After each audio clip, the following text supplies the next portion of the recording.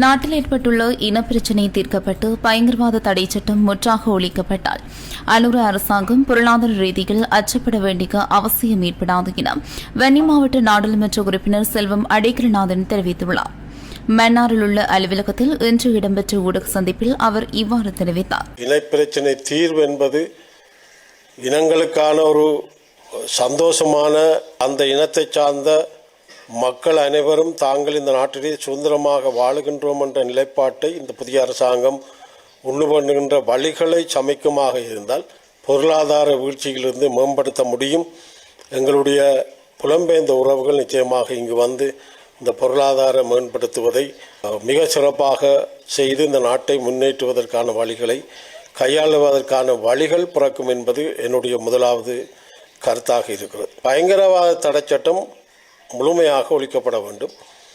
அப்படி ஒழிக்கப்படுகின்ற போதுதான் வெளிநாட்டில் இருக்கின்ற எங்களுடைய புலம்பெயர்ந்த உறவுகள் நிதிகளை கொண்டு வந்து இங்கு தொழிற்சாலைகளையோ அல்லது தொழிலை மேம்படுத்துவது சுதந்திரமாக அவர் செய்வதற்கான வாய்ப்புகள் உருவாகும். ஆகவே இந்த பொருளாதாரத்தை மேம்படுத்த வேண்டும் என்றால் இரண்டு வழி இனப்பிரச்சனை தீர்க்கப்பட வேண்டும்.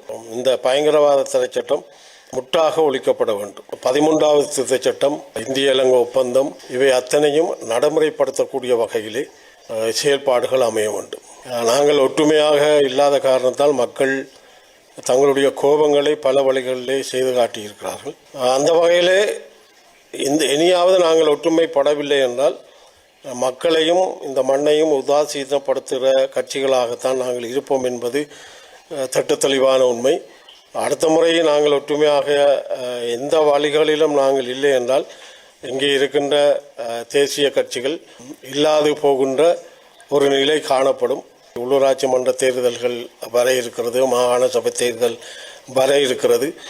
ஆகவே இந்த அடிமட்ட இந்த தேர்தல்களிலே மக்கள் நினைக்கின்ற வகையிலே ஒன்றாக நாங்கள் செயல்படவில்லை என்றால் தென்னிலங்கையிலே இப்பொழுது இருக்கின்ற அனுராவினுடைய அந்த அலை இந்த தேர்தல்களிலையும் நிறைய வேலை செய்யும், பாதிப்பை உண்டு பண்ணும் என்பது திட்டத்தெளிவான உண்மை. ஒற்றுமையாக நாங்கள் செயல்படவில்லை என்றால் இப்பொழுது இருக்கின்ற கட்சிகளும் மக்களால் புறக்கணிக்கப்படும் என்பது திட்டத்தெளிவான உண்மை. ஆகவே ஒற்றுமை இந்த வருடத்திலே முக்கியமான விடயமாக, அது நடைமுறைப்படுத்தப்பட வேண்டிய விடயமாக இருக்கும். வரலாற்றை கொண்ட கட்சி ஒரு விமர்சனத்துக்குள்ளான கட்சியாக அது மாறக்கூடாது.